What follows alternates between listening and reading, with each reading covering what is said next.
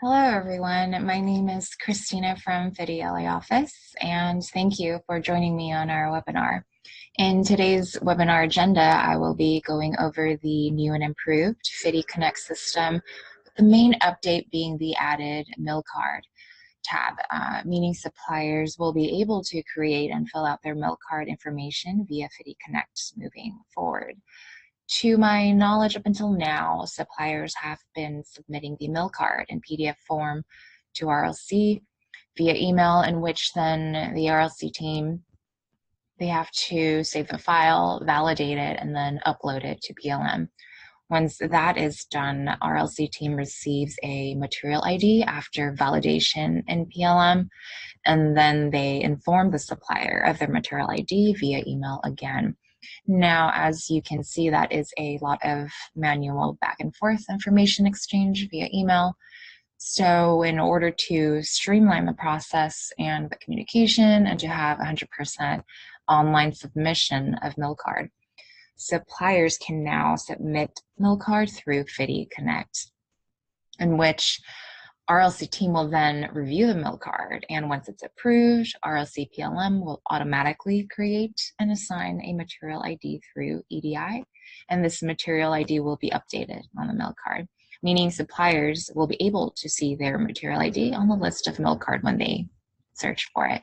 So let me go ahead and log into FITI Connect as RLC buyer, so you can see how to approve and reject mill card and RMS.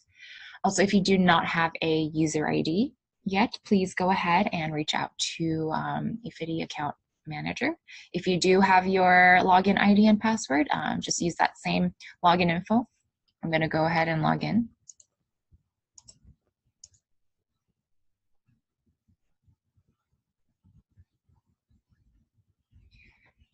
When you log in, the default page is list of mill card. And we still have the Resource Center tab here.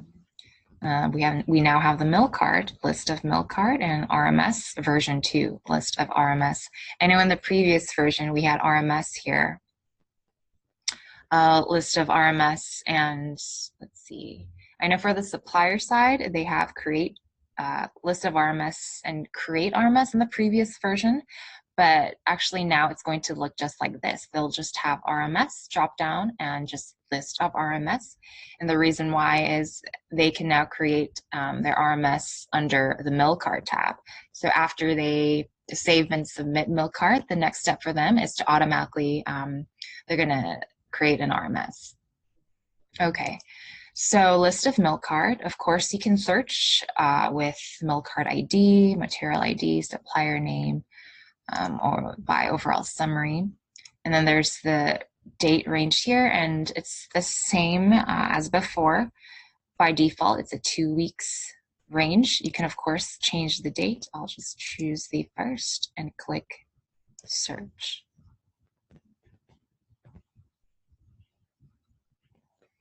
Okay, and the list is here.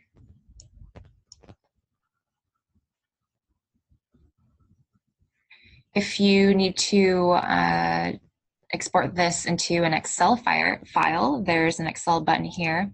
It's the same as before with RMS. You just click Excel, and Excel form will be downloaded right here, and you'll have it. Okay, so as you can see, let's look at the first one, the mill card ID. This one, the overall summary, it has been approved. Therefore, the material ID is already there.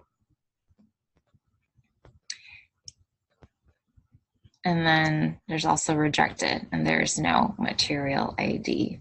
The reason why, if you're questioning, oh, well, the bottom, the second and third, or the second one here is approved, but there is no material ID. The reason for that is currently the material ID is not automatically created and shown here because the area of PLM that flows information back to FITI Connect is turned off at the moment. However, once FITI Connect officially goes live on our launch date, material ID will be automatically created and assigned once you review and approve the mill card. So I apologize that it's not functioning right now, but when we do go live, that part will be turned on, and once you click approve, material ID will be created here. Okay, so let me just scroll down.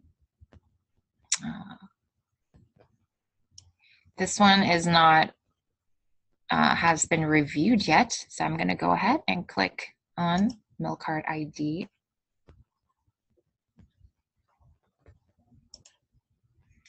Okay, and this is what the supplier filled out for their milk card information. Everything in red, when the supplier is filling out their milk card, for example, supplier ID, RLC contact, thickness, everything in red, that is required information.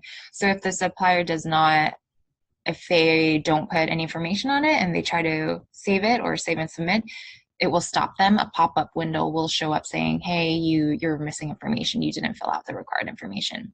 So everything in red, again, is required information. And what you're going to do is just look through all the information, make sure that all the information is correct and that no information is missing. If everything looks good, you're just going to go ahead and click approved and then click save and submit.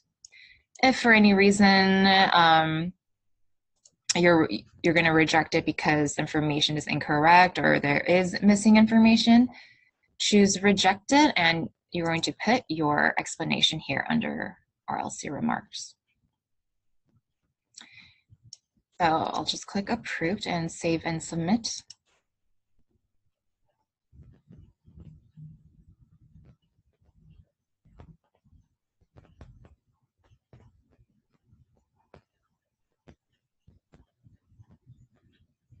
Okay, it is approved. If you want to print this mill card, click print. And there's a preview shot here, and you can go ahead and print it. If you want to save it under destination, you just have to change that to save as PDF. Click save and you'll have it in PDF format. Okay, I'm going to go back to list of mill card. Search.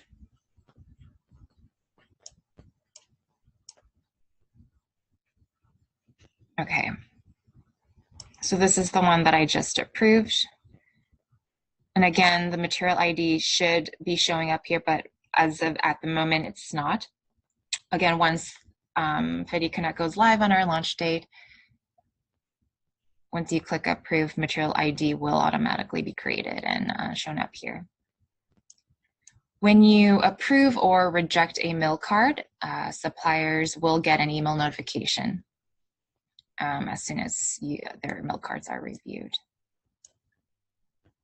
Okay, and the next step is you can actually, there are two ways to view RMS. It's either under RMS, and there's list of RMS, or you can, for example, the first one here, mill card ID, it has been approved, they have their material ID, and the supplier, they also filled out their RMS. So you can click the RMS.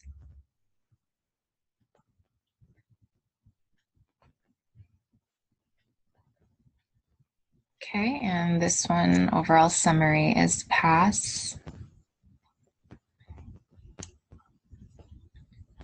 If the RMS is failed, supplier will need to submit a CAP or corrective action plan and wait for our RLC testing team to review it. If CAP is not submitted, RMS remains as failed and supplier won't be able to submit for bulk testing for that particular ID. And again, so the corrective action plan is here. This is where the supplier and a buyer will be communicating regarding the corrective action plan. If you want to print this RMS, click print. And when you're trying to print for RMS, you're actually going to print both mill card and RMS together. So the mill card is here, and below is the RMS. Again, if you want to save destination, save as PDF, click Save. If you want to print, make sure to change the destination to your printer and click Print.